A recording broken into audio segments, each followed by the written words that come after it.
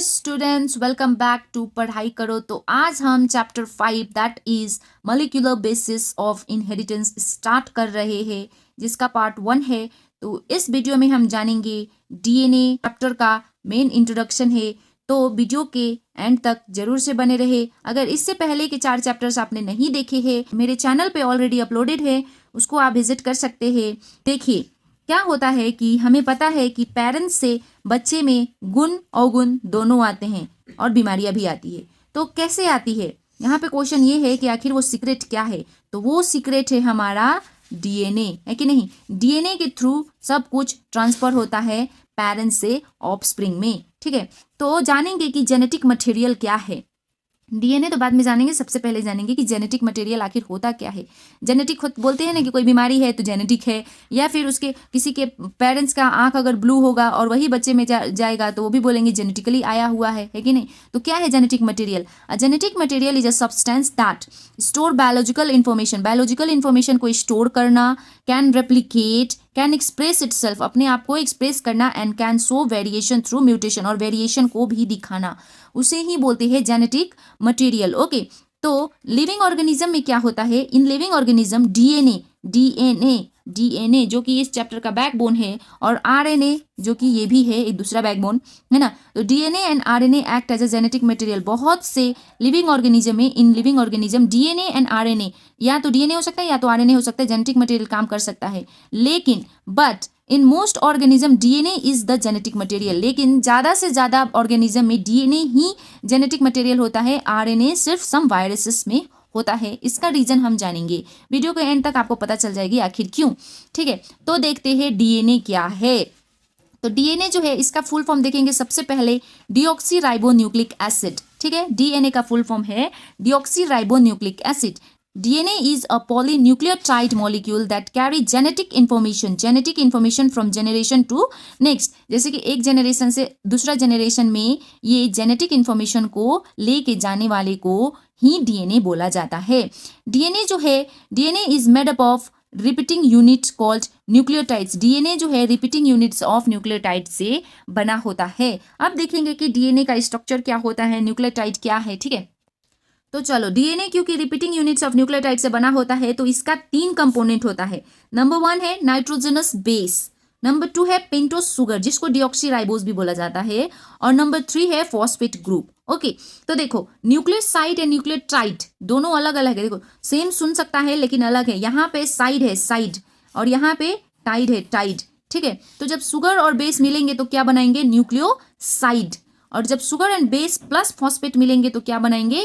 Nucleotide. Okay, तो ये दोनों का डिफरेंस याद रखना है, साइड एंड टाइड। ओके, तो यहाँ पे 5 होता है नाइट्रोजनस बेस, लेकिन क्योंकि हम बात कर रहे हैं डीएनए का तो यहाँ पे 4 होता है, 5 होता है। खास में एक यूरासिल होता है जो कि आरएनए में प्रेजेंट होता है, और क्योंकि हम डीएनए की बात कर रहे हैं तो यूरासिल आरएनए में होता है, इसीलिए हम यहाँ पे 4 मेंशन किए हैं। Okay, nitrogenous base. तो यहाँ पे 2 होता है प्यूरिन्स, डबल रिंग होता है, इसके अंदर आता है adenine guanine, capital letter A capital letter G, and pyrimidines में सिंगल रिंग्स होता है cytosine and thymine, capital C capital T. Okay, तो इसका इजी ट्रिक कैसे याद करेंगे कि अगर एग्जाम में आ जाए तो हम साइटोसिन थाइमिन प्यूरिन के अंदर भी लिख सकते हैं, है ना, गलती से अगर कंफ्यूज हो जाए तो इसका इजी ट्रिक है pure as gold, AgR purines, pure as gold. Pure मतलब प्यूरिन्स, Ag गोल्ड, गोल्ड का सिंबल क्या होता है? Ag, है ना। तो Ag से A से क्या होगा? एडिनाइन, एंड G से ग्वानिन, है ना। तो pure as gold is a short form for this purine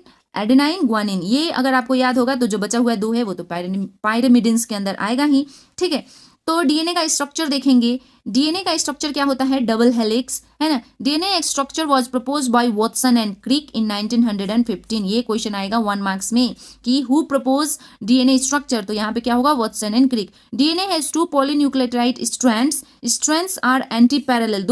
2 nucleotide strand होता है लेकिन एक दूसरे के अपोजिट में, जैसे कि 1 स्ट्रैंड अगर 5 प्राइम टू 3 प्राइम है तो दूसरा वाला 3 प्राइम टू 5 प्राइम होगा। एक जैसा ही नहीं होगा, 5 से 3 और 5 से 3 नहीं होगा, अलग अलग होगा, एक दूसरे के अपोजिट। और strands are twisted into a double helix, और स्ट्रैंड ऐसे ऐसे ट्विस्टेड होते हैं। ओके, देखिए स्टूडेंट, ये है पॉलीन्यूक्लियोटाइड चेन डीएनए का। तो देखिए एक वाला चेन क्या है? 5 प्राइम टू 3 प्राइम, तो दूसरा वाला उसके अपोजिट है 3 प्राइम टू 5 प्राइम, ठीक है। कि स्टूडेंट ये है पेंटोस शुगर, है ना, ये फॉस्फेट, और ये है नाइट्रोजनस बेस। तो इसका बेस पेयरिंग कैसे होता है हम देखेंगे। तो सब पहले तो आप स्ट्रक्चर देख लीजिए। तो ये है 5 प्राइम से 3 प्राइम एक स्ट्रैंड, दूसरा होता है 3 से 5, ठीक है। यहाँ पे देखिए ये डबल हेलिक्स स्ट्रक्चर ऐसा होता है, एक दूसरे के ऊपर ट्विस्टेड होते हैं। ओके, तो अब देखेंगे इसका रूल क्या होता है बेस पेयरिंग का।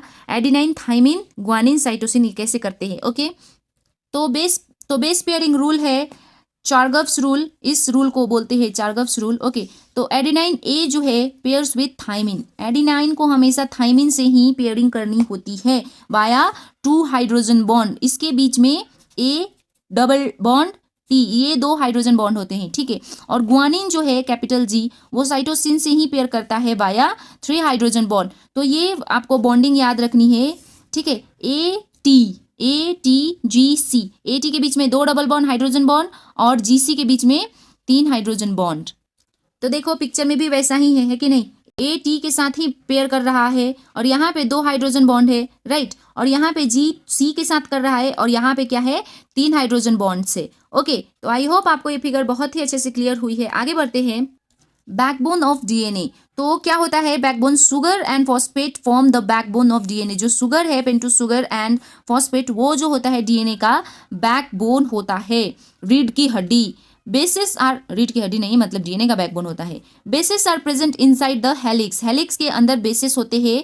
फॉस्फोडाइस्टर बॉन्ड जॉइंस न्यूक्लियोटाइड, और जो न्यूक्लियोटाइड ऊपर वाला था और नीचे वाला था, इन दोनों को फॉस्फोडाइस्टर बॉन्ड जोड़ के रखता है। ओके, बेसिस जो है वो क्या करता है, जेनेटिक इन्फॉर्मेशन को कैरी करता है। तो हम डीएनए तो पढ़ रहे हैं, लेकिन डीएनए का डायमेंशन क्या होता है वो भी तो पढ़ना पड़ेगा, राइट।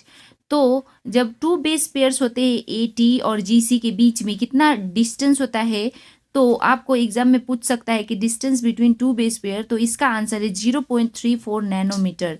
नैनोमीटर तो पता है ना, 10⁻⁻9 मीटर, है ना। तो नैनोमीटर होता है 0.34। अगर और 1 कंप्लीट टर्न ऑफ हेलिक्स का डिस्टेंस होता है 3.4 nanometre. 1 complete turn of helix, एक कंप्लीट टर्न में 3.4 नैनोमीटर होता है। और ईच टर्न में कितना बेस पेयर्स होते हैं, 10 बेस पेयर्स। तो आई होप आपको ये टॉपिक बहुत ही अच्छे से क्लियर हुआ है। अगर वीडियो अच्छी लगी है तो वीडियो को लाइक करके, चैनल को सब्सक्राइब करके, बेल आइकन को प्रेस करना ना भूलना और अपने दोस्तों के साथ जरूर से शेयर करना। मिलती हूँ मैं अपने नेक्स्ट वीडियो में, तब तक के लिए bye students, all the best.